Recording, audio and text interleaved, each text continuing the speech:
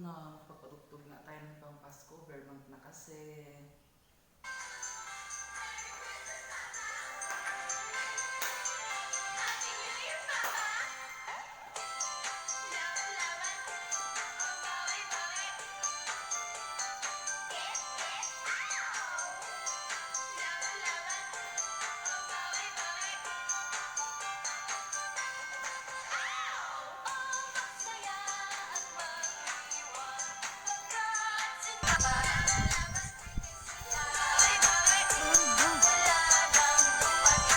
Sumarunlok rin September 1 pala ang nagpapatugtog. Di pa naman Pasko. Lapit na ang Pasko.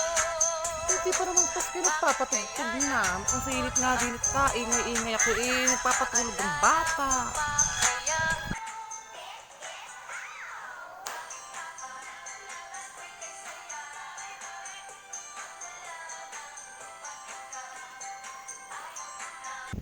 Bukas naman ang pinto makapasok din Ang lakas-lakas ng tugtog ako nagpapatulog ng bata. Tao po, Marseng.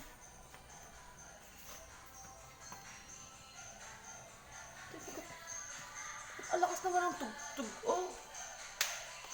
Ay, Marseng. September 1 pa lang ipagkakalakas na ng iyong tugtog diyan. Hindi mo pahinahin na ito nagpapatulog ng bata.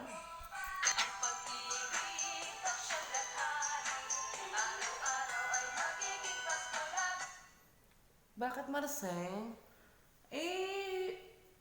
Vermont naman ngayon, September 1 na, pwede na magpatugtog ng mga pampasko, di ba ga? Ay, hinaan ko na lang. Sige, hinaan ko na lang. Ba't ba kinakapasok din Ayun nga, pahinaan na lang ng kaunti at ako yung nagpapatulog. Ikaw pala yung may kape. Painom ako ng kape ha.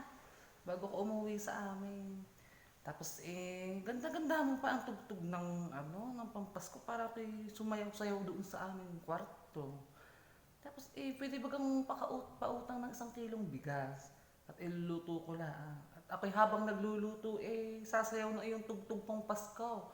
Oo nga, kahit laksan mo pa para marinig ng anak ko, sasayaw-sayaw siyang gayon. Ha, laksan mo.